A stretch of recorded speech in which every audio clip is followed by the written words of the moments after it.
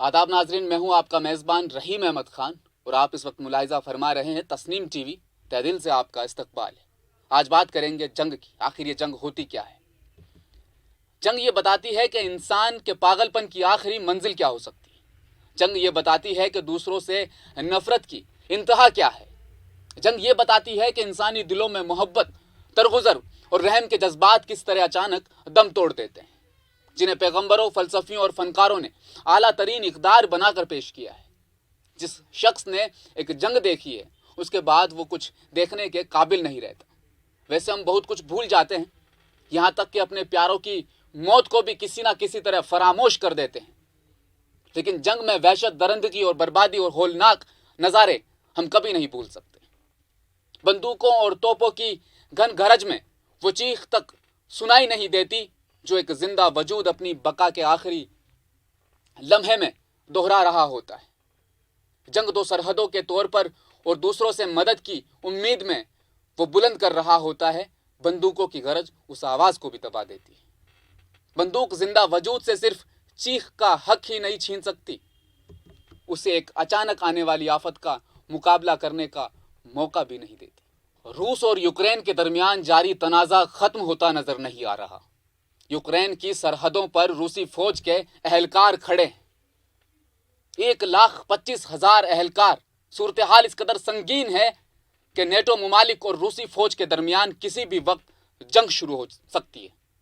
इस दौरान जंग रोकने की कोशिश जारी है, लेकिन अभी तक कोई नतीजा सामने नहीं आया है। यूक्रेन में रूसी मिसाइल और बम हमले ने वहां के मेडिकल कॉलेजों और इंजीनियरिंग कॉलेजों समेत आला तालीमी इदारों में ज़ेर तालीम हिंदुस्तानी तलबा के वालिदैन को परेशान कर दिया है। यूक्रेन पर रूसी हमले के बाद मुख्तलिफ शहरों में फंसने वाले भारतीय तलबा की नाराजगी खुलकर सामने आ रही है। ये तलबा मेडिकल इंस्टीट्यूट, हॉस्टल के बंकरों और अपने फ्लैटों में छुपकर अपनी जान बचाने को मजबूर है। तलबा का कहना है कि अगर भारतीय सफारत खाना बर वक्त फ़ाल हो जाता तो इन बच्चों को वहां फंसने से बचाया जा सकता था। बच्चों ने ऑनलाइन क्लास चलाने का मुतालबा किया था, लेकिन सिफारत खाने ने उनके इस मुतालबे पर ज़रा भी तवज्जो नहीं दी। एक तालिबे इल्म का कहना है कि जंग के दौरान भी क्लासेस का इनेकाद किया जा रहा है। इन सब के दरमियान हिंदुस्तानी तलबा कैफ में पनाह गज़ीनों की तरह ज़िंदगी गुजारने पर मजबूर है। कुछ तलबा हंगरी के रास्ते वतन वापस जाने की कोशिश में मशगूल है।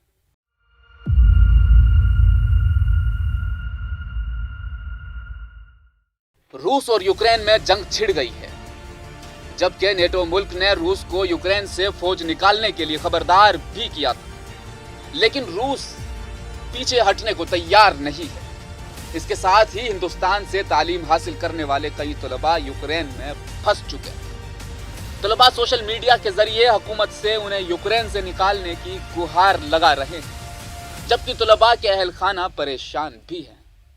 यूपी के कई इजला के तलबा भी यूक्रेन में फंसे हुए हैं। इनमें गाजियाबाद, आजमगढ़, आगरा, मैनपुरी, कासगंज, सहारनपुर, देवरिया और हरदोई समेत कई और अजला के तलबा शामिल हैं। यूक्रेन में शुरू होने वाली जंग और बम धमाकों के दरमियान फंसे छत्तीसगढ़ के तलबा काफी परेशान हैं। कीव में सूरत हाल अबतर है। वहां बमबारी के बाद तलबा को महफूज बंकर में ले जाया गया है। राजस्थान के डूंगरपुर से 250 से ज्यादा तलबा MBBS करने के लिए यूक्रेन की 10 से ज्यादा मेडिकल यूनिवर्सिटियों में पढ़ने गए हुए हैं। यूक्रेन रूस के दरमियान शुरू होने वाली कशीदगी के दरमियान राजस्थान सख्त सांस ले रहा है। यहाँ के सैकड़ों तलबा यूक्रेन में फंसे हुए हैं। तलबा वहाँ की 10 से ज्यादा मेडिकल यूनिवर्सिटी और कॉलेज में पढ़ने के लिए गए। वहाँ तलबा जहनी तनाव का शिकार बनते जा रहे हैं। इनके अहल खाना के माथे पर परेशानी की लकीरें गहरी होती जा रही है। यूक्रेन में फंसे तालिबे इल्म ने बताया, सूरत हाल कशीदा है। रोजमर्रा की जरूरियात रोज बरोज महंगी होती जा रही है। सूरत हाल कशीदा है। रोजमर्रा की जरूरियात दिन ब दिन बहुत ज्यादा महंगी होती जा रही है। ये भी किसी मसले से कम नहीं। सिर्फ डूंगरपुर के 250 से ज्यादा तलबा वहां फंसे हुए हैं। इसके अलावा जयपुर, जोधपुर, अजमेर, अलवर, उदयपुर, तमाम शहरों के सैकड़ों तलबा वहां पर तनाव का माहौल झेल रहे हैं। दूसरी जानिब फ्लाइट टिकट भी 3 गुना महंगे कर दिए गए हैं।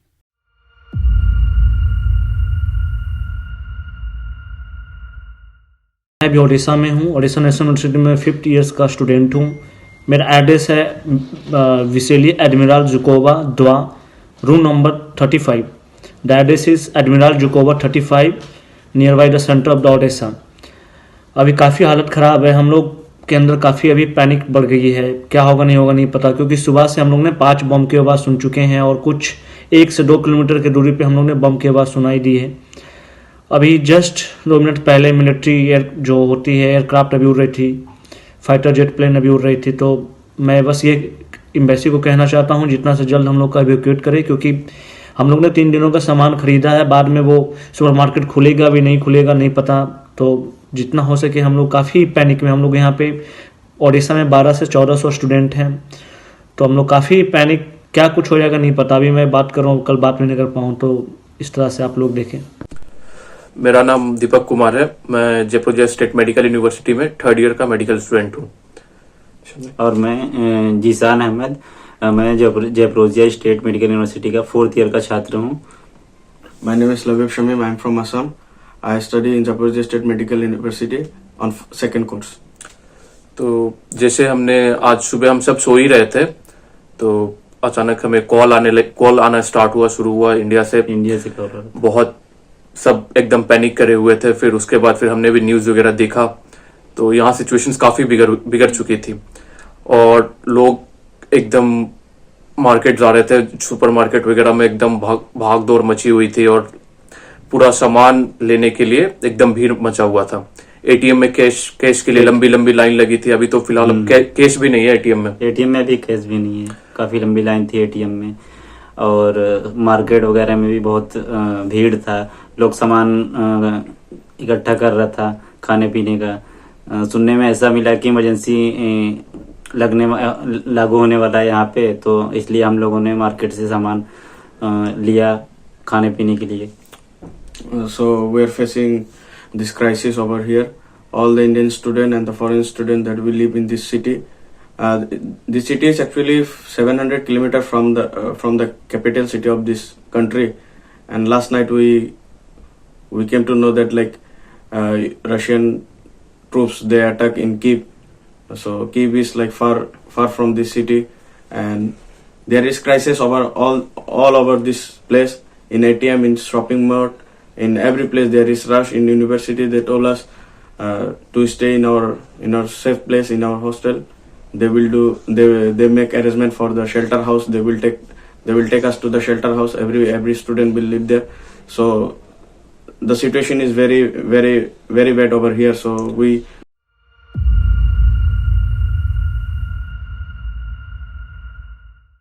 लेकिन यह भी तशवीशनाक बात है कि रूस और यूक्रेन में फंसे कुछ तलबा बहिफाजत अपने घरों को लौट गए हैं।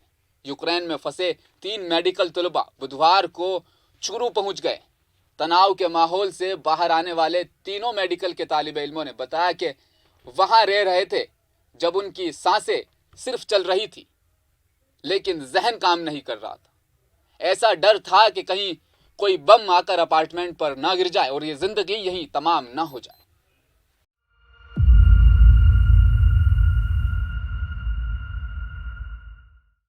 रूस और यूक्रेन के बढ़ते हुए तनाजा में हिंदुस्तान के लिए भी एक बड़ा मसला खड़ा हो गया था। यूक्रेन में रहने वाले हिंदुस्तान की एक बड़ी तादाद फंसी हुई है, जिन्हें एयर इंडिया के परवाज के जरिए बाहिफाजत वापस लाया गया है। इसमें तलबा की तादाद ज्यादा है। यूक्रेन में तालीम हासिल करने वाले हिंदुस्तानी तलबा ने यहां पहुंचने के बाद कहा कि वो रूस और मशरकी यूरोपीय मुल्क के दरमियान बढ़ते हुए तनाव की वजह से अपने मुल्क वापस चले आए हैं और इस बात पर वो खुश है। उनमें से ज्यादा तालिब इल्म यूक्रेन में MBBS कर रहे हैं। फिलहाल सब कुछ नॉर्मल है। राजस्थान की बात करें तो यूक्रेन के बहरान के दरमियान राजस्थान के 17 तलबा मशरकी यूरोपीय मुल्क से जुमेरात को दिल्ली एयरपोर्ट पहुंचे। तलबा को दिल्ली पहुंचने के बाद राजस्थान भेज दिया गया है। नोडल अफसर धीरज ने इस सिलसिले में जानकारी दी। उन्होंने बताया कि राजस्थान के तलबा यूक्रेन से दिल्ली पहुंचे हैं। रियासती 17 हुकूमत मुख्तलिफ डिजिटल प्लेटफॉर्म से यूक्रेन में फंसे राजस्थानी तलबा और कारकुन से मुतल्लिक मालूमात इकट्ठी कर रही है। उनकी हर मुमकिन मदद करने की कोशिश भी की जा रही है।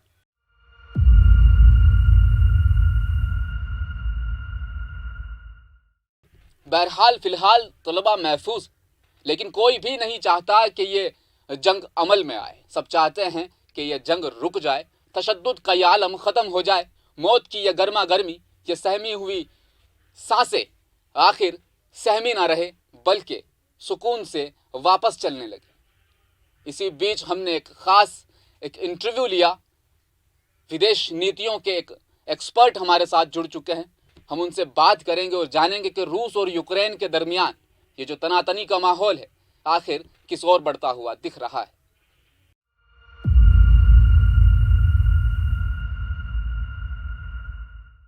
जंग ये बताती है कि इंसान के दिल में रहम का मादा कितना है। जंग ये बताती है कि इंसान के अंदर कितना बड़ा हैवान छुपा है।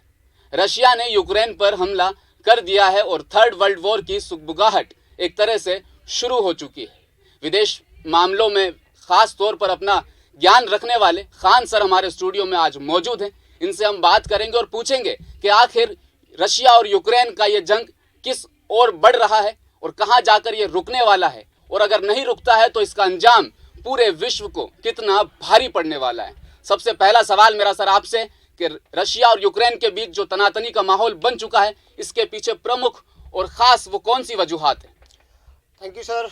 बहुत से रीजंस है, कोई एक रीजन नहीं है इसके पीछे। जो युद्ध हो रहा है रसिया और यूक्रेन के बीच में, उसके बहुत सारे रीजंस हैं।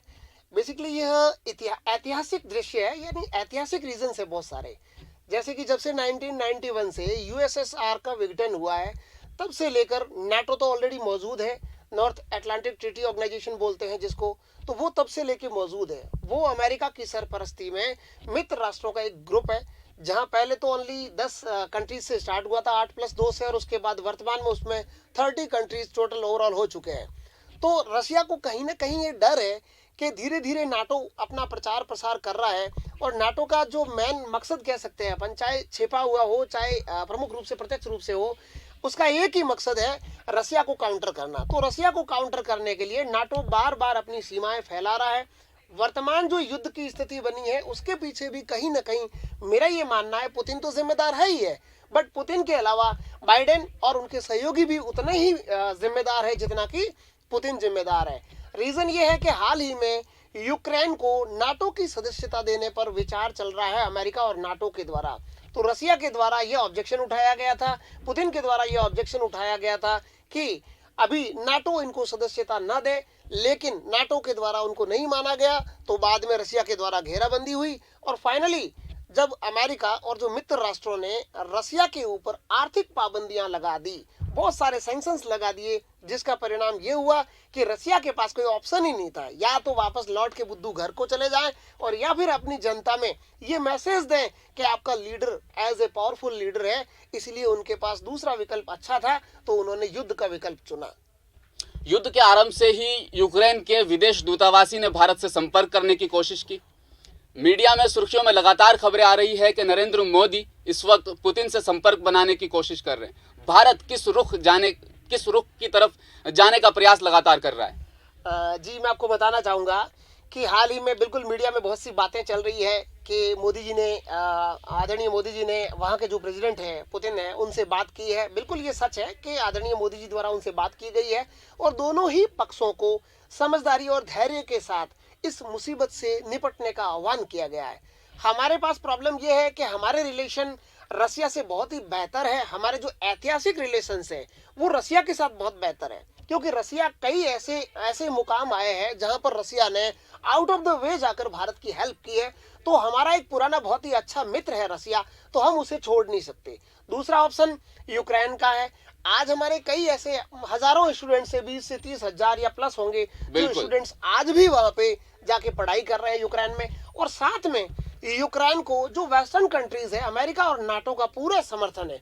तो हमारे पास ऑप्शन ये है कि हम ना तो अमेरिका से दुश्मनी करना चाह रहे हैं, ना हम रसिया की दोस्ती तोड़ना चाह रहे हैं। उसके और भी कई रीजन है। हम रसिया को भी साधना चाह रहे हैं और अमेरिका को भी साधना चाह रहे हैं। तो इसीलिए अभी हम केवल और केवल निष्पक्ष रूप से जो हमारा बेसिक सिद्धांत है, गुट निरपेक्ष सिद्धांत, उसी पॉलिसी को हम फॉलो कर रहे हैं।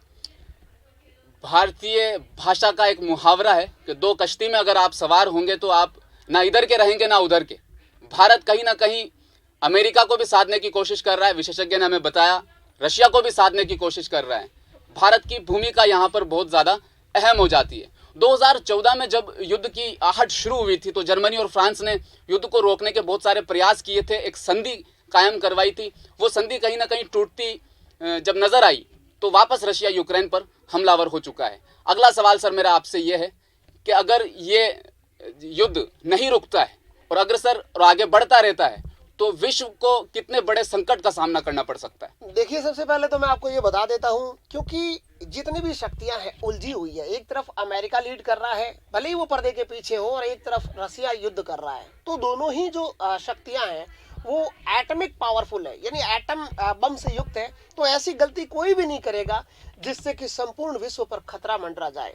हाँ, ये बात सही है कि रसिया का जो अभी का फिलहाल जो इंस्टेंस लिया है या जो रसिया ने जो कदम उठाया है, अपन कह सकते हैं कि वो थोड़ा सा माकूल नहीं है, लेकिन उसके पास कोई ऑप्शन नहीं था। मेरा ये मानना है कि बाइडेन सरकार की और जो नाटो की अदूरदर्शिता है वो उसके लिए ज्यादा जिम्मेदार है। अभी हाल ही में जैसे ही रसिया ने घेरना शुरू किया तो बाइडेन सरकार ने उन पे और भी ज्यादा आर्थिक प्रतिबंध लगा दिए, जिसका कारण ये रहा कि वो रसिया आगे नहीं बढ़ पा रहा था।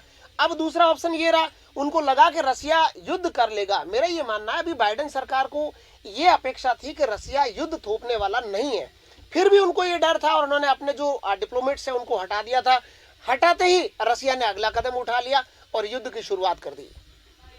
सैटेलाइट की जो तस्वीरें पहले नजर आ रही थी उसमें रशिया ने कहा था कि हम बॉर्डर से युद्धाभ्यास नहीं कर रहे हैं, हम पीछे की तरफ हट रहे हैं, लेकिन जो दोबारा जो तस्वीर आई थी उसमें लगातार रशिया बॉर्डर के करीब आने की कोशिश कर रहा था और हमला अब रशिया ने कर दिया है।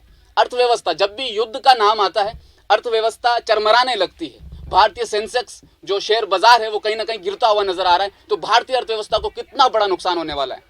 ये जो युद्ध हो रहा है, इससे मैं बता दूं आपकी जानकारी के लिए, केवल भारतीय अर्थव्यवस्था को ही नुकसान नहीं हो रहा, बल्कि संपूर्ण अर्थव्यवस्था अपनी जो पटरी से है नीचे उतर रही है। पूरी दुनिया के सेंसेक्स गिर चुके हैं, क्रूड ऑयल के दाम बढ़ चुके हैं, महंगाई बढ़ने लगी है, और रसिया और फ्रांस के बीच में जो गैस स्ट्रीम पाइपलाइन थी वो भी रद्द कर दी गई है। और साथ में पूरे यूरोप का अप्रोक्सीमेटली 30% जो गैस है वो रसिया से आता है। तो रसिया ने अपना गैस का जो भी ट्रांसपोर्ट होता है यूरोपियन कंट्रीज को, जिनके सहारे उनके चूल्हे जलते हैं, वो भी रोक दिया गया है। साथ में रसिया चूंकि गैस और पेट्रोल का बहुत बड़ा एक एक्सपोर्टर कंट्रीज है, तो इसीलिए दुनिया पर बिल्कुल निस्संदेह, ये इसमें कोई शक नहीं है कि दुनिया में महंगाई बढ़ेगी और जो अर्थव्यवस्था हर देश की, जो कि कोरोना के कारण भी नहीं उभर पाई है, और अब दूसरा दंश इस युद्ध के परिणाम स्वरूप झेलना पड़ सकता है। प्रधानमंत्री पुतिन से संपर्क बनाने की कोशिश कर रहे हैं और 23,000 छात्र यूक्रेन में भारतीय फंसे हुए हैं। तो ये बात कहीं ना कहीं हजम होती हुई नजर नहीं आ रही। क्या भारत सरकार को अपने छात्रों की चिंता नहीं है या पुतिन से अच्छे रिश्ते की फिक्र कुछ ज्यादा है? इस पर कुछ बताएंगे आप? यह कहना गलत है कि भारत सरकार को अपने बच्चों की या हमारे जो विद्यार्थी है उनकी कोई फिक्र नहीं है। बिल्कुल हमें उनकी फिक्र है। तो हमारी सरकार के द्वारा बहुत ही बड़ा कदम उठाया गया है। कई स्टूडेंट्स को लाने के लिए तो एयरलिफ्ट किया गया था पहले, उसके बाद ठीक है युद्ध शुरू हो गया, फिर भी हमारी सरकार, आज भी हमारे दूतावास में बहुत सारे फोन नंबर है, ईमेल है वगैरह है, बहुत सारी जो साइट्स है वो तैयार कर ली गई है।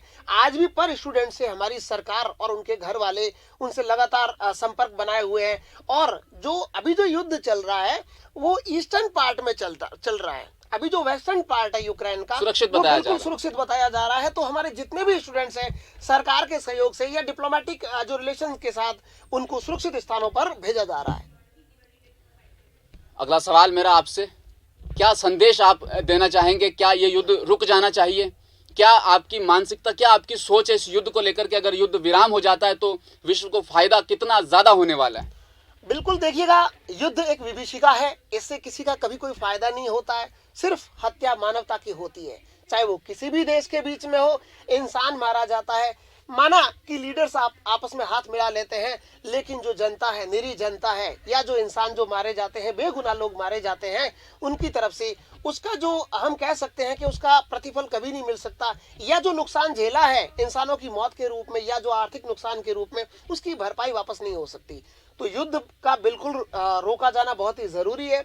इसके लिए जो अंतर्राष्ट्रीय समुदाय है उसको भी आगे आना पड़ेगा। हालांकि अभी बाइडेन सरकार और जो नाटो है और सहयोगी है उनके द्वारा काफी दबाव बनाया जा रहा है। अभी बाइडेन सरकार के द्वारा जो अमेरिकन सैनिक है उनको भी लाटविया में उतारा गया है।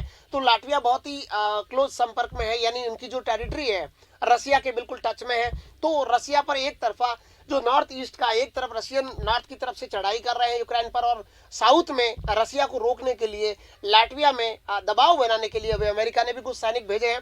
लेकिन मुझे नहीं लगता कि किसी एंगल से युद्ध की संभावना है, क्योंकि युद्ध है वो रूस और यूक्रेन के बीच का है, और अमेरिका वहां से बिल्कुल साइड में हो चुका है। पहले भी कई बार ऐसा हो चुका, हम देख चुके हैं अफगानिस्तान, सीरिया और इराक के मामले में भी जो अमेरिका का जो करैक्टर था, आज वही वापस प्रतिफल हो रहा है, वही वापस दिख रहा है। एक बार वापस उसी के दर्शन हो रहे हैं, जैसा कि अमेरिका की एक आम इमेज है।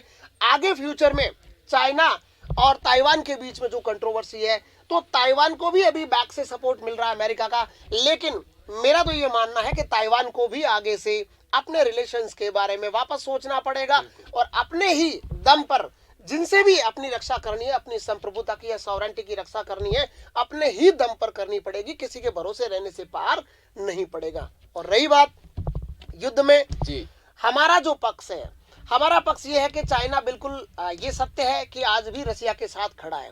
तो आगे अगर युद्ध को नहीं रोका गया, या युद्ध के परिणाम रोकने के बाद भी ये हो सकते, जैसा कि आपने सुना होगा पाकिस्तान के वजीर आला इमरान खान अभी हाल ही में इस ऐसे मुश्किल हालात में भी रूस की यात्रा पर चले गए, और उन्होंने वहां जाकर संदेश दिया कि भाई हम तुम्हारे साथ। इनडायरेक्टली यही संदेश है। बिल्कुल, बिल्कुल। बाद में जो बाइडेन ने उनके खिलाफ आर्थिक प्रतिबंध लगाए और उनको जो एड जारी किया गया था 500-700 करोड़ के जितने भी था डॉलर का, तो वो उन्होंने रोक दिया पाकिस्तान को। वो इसलिए रोका गया कि पाकिस्तान के प्रधानमंत्री ने जाकर के उनकी इनडायरेक्टली हाँ में हाँ मिला ली।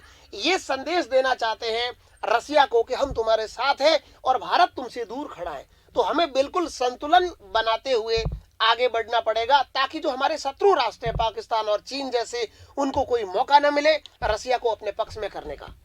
रशिया और यूक्रेन के इस युद्ध में भारत की भूमिका बहुत ज्यादा अहम रहने वाली है।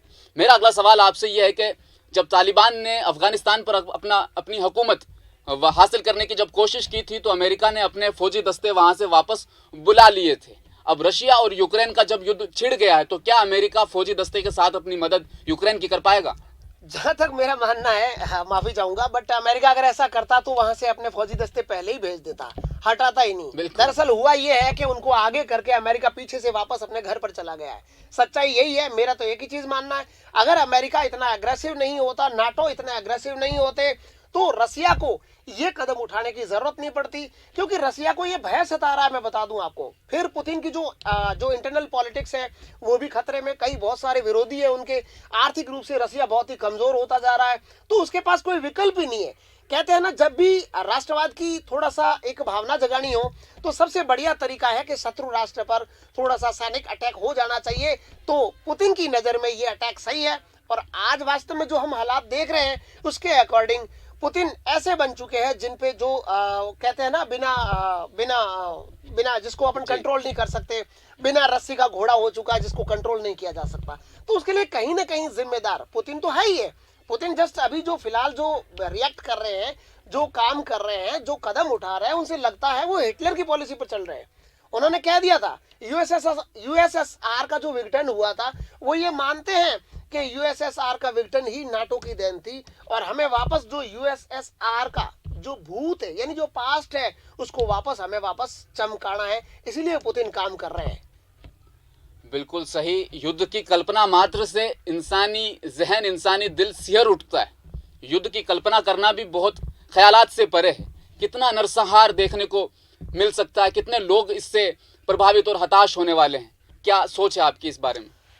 ये सच है कि युद्ध के कारण हम देख चुके हैं। पहली जो तस्वीरें आई है उससे भी ये क्लियर हो चुका है कि जब युद्ध होता है तो ये देखा नहीं जाता। अमूमन ये सारी सरकारें यही कहती है कि हम जो सैनिक अड्डे हैं वगैरह है, एयरफोर्स या डिफेंस सिस्टम है, उन पे हम हमला कर रहे हैं, रॉकेट लॉन्चर या जो मिसाइल लॉन्च कर रहे हैं। लेकिन सच्चाई ये है कि साथ में जो आम जनजीवन है, यानी जो आम आदमी है, आम नागरिक है, उसको भी युद्ध की दुर्दशा को झेलना पड़ता है और फाइनली उसे ही कंप्लीट रूप से सारी जो युद्ध की जो दुखदायी पीड़ित परिस्थितियां होती है उसे ही झेलनी पड़ती है आम नागरिक को। आशा करते हैं इंसानियत सुरक्षित रहे, महफूज रहे, भारतीय छात्र सुरक्षित वापस अपने देश लौट आए और युद्ध की जो घड़ियां लगातार बनती जा रही है, युद्ध की आहट जो लगातार बनती आ रही है, टल जाए। किसी भी तरह से ये विश्व, ये दुनिया सुरक्षित हो जाए।